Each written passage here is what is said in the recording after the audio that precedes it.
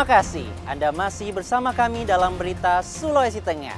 Bagi Anda yang baru bergabung, kembali kami sajikan 3 berita utama hari ini.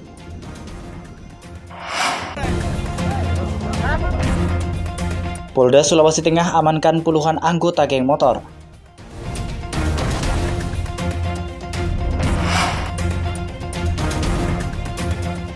Harga bawang di Palu mulai melonjak menjelang Idul Adha.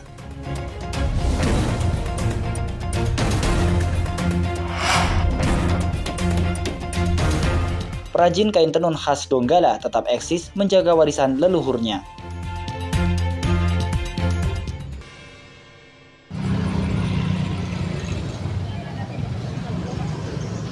Sepekan menjelang Idul Adha, harga sejumlah kebutuhan pokok di Kota Palu terus naik. Tidak hanya beras, telur, dan minyak goreng, sejumlah bahan bumbu dapur ikut naik. Salah satunya adalah bawang merah dan bawang putih. Dari pantauan di sejumlah pasar tradisional di Kota Palu, harga bawang merah merangkak naik. Jika sebelumnya dijual seharga Rp35.000 per kilogramnya, maka kini naik menjadi Rp45.000 per kilogram. Demikian halnya dengan bawang putih yang harganya hingga Rp50.000 per kilogram.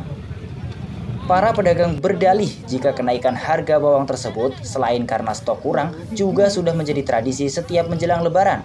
Apalagi kali ini merupakan Lebaran Kurban yang tentunya membutuhkan bawang merah sebagai bahan bumbu dapur. Rizky, pedagang di Pasar Inpres Manonda, mengaku kenaikan harga bawang tersebut terjadi karena kurangnya stok sehingga permintaan banyak. Selain itu, sudah menjadi tradisi setiap menjelang Lebaran, baik Idul Fitri maupun Idul Adha. Harga bawang putih eceran 45, kalau bawang merah 40. Berarti ada kenaikan, Pak ya? Standar. Dari harga berapa sebelumnya? Sebelumnya dari harga 38. Standar sih macam-macam, tergantung kualitas. Kira-kira faktor sampai naik 2000 ya? Ya. Itu kira-kira pengaruh apa, Pak? Pengaruh kurang barang, begitu juga. Pengaruh pasar juga begitu. Kurang barang, naik barang. Menjelang Idul Adha ini pasti ya naik ya, Pak? Pasti ada kenaikan menjelang Lebaran.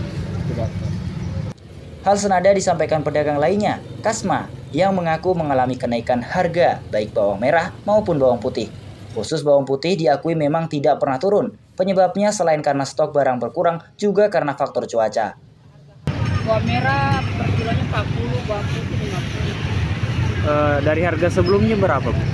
Dari harga sebelumnya 30. Faktor kenaikannya itu kira-kira apa, Bu? Ya mungkin faktor dari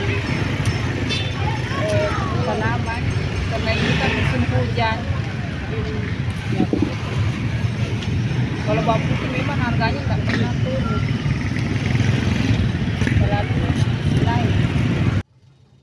Kenaikan harga bawang merah dan bawang putih ini diperkirakan masih akan berlangsung hingga menjelang Hari Raya Idul Adha. Apalagi tingkat kebutuhan terhadap bahan bumbu dapur tersebut meningkat. Julianus K. melaporkan dari Palu.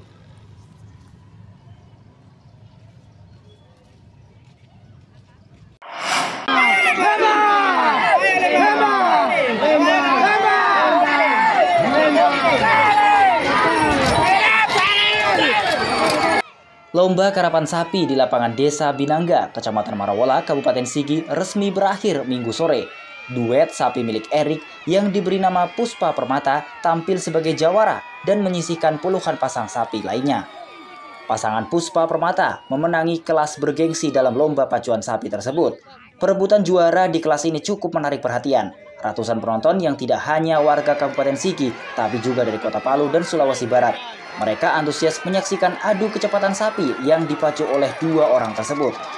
Erik yang merupakan pemilik sapi bernama Puspa Permata mengaku senang bisa tampil sebagai juara, apalagi berhasil mengalahkan juara bertahan, yakni pasangan Mangge Panther. Kemenangan tersebut menjadi motivasi dirinya untuk mempersiapkan diri pada kejuaraan berikutnya. Tentunya ini adalah satu kesyukuran buat tim Puspa Permata karena kali ini bisa kembali meraih, yang dimana di tiap event pemenangnya adalah Mangge Panther. Satu kebanggaan buat kami bahwa sapi kami, pasangan sapi kami Puspa Permata bisa mengalahkan juara bertahan tersebut. Tentunya itu satu kebanggaan, satu kesenangan buat kami, sehingga untuk kedepannya bisa jadi lebih baik. Keberhasilan Puspa Permata menjadi juara membuat Erik mendapatkan piala, bonus, dan seekor sapi.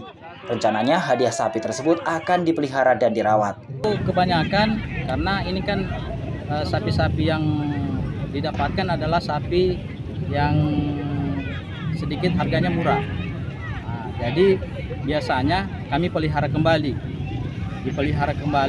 kemudian diberikan makanan yang sehat, bergizi, sehingga dia bisa kembali punya postur yang bagus untuk dijual ke pasar. Lomba karapan sapi berlangsung lebih 10 hari dan diikuti 70 peserta dari Kabupaten Sigi, Kota Palu, Kabupaten Donggala, dan Provinsi Sulawesi Barat. Julianus K. melaporkan dari Kabupaten Sigi.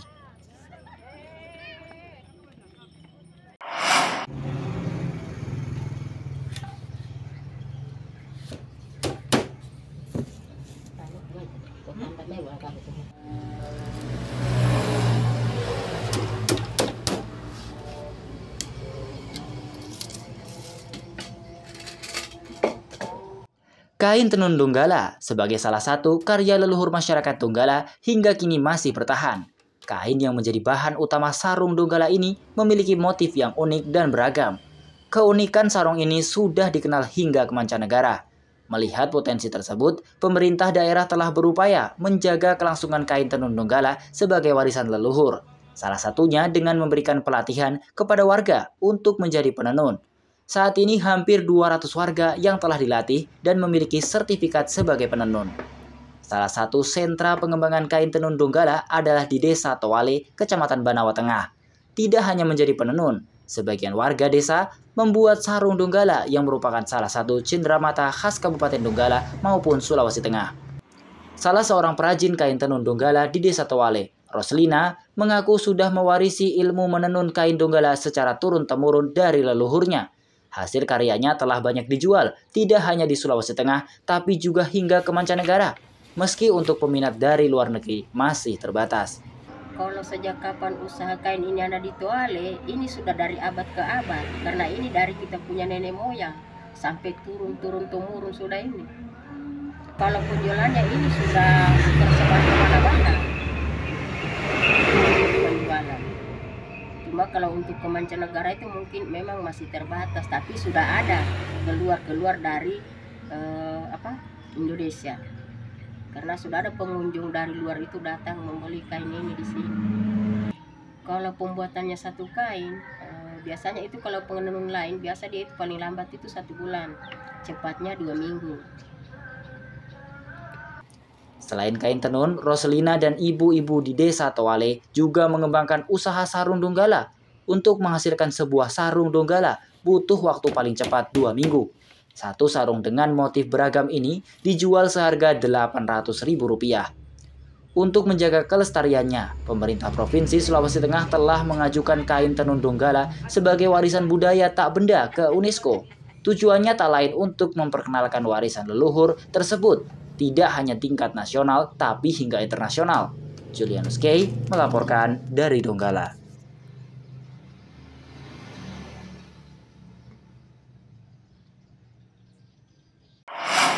Informasi tadi sekaligus mengakhiri seluruh rangkaian berita Sulawesi Tengah hari ini. Atas nama rekan kerja yang bertugas, saya, Fatur Rahman, mengucapkan terima kasih atas kebersamaan Anda.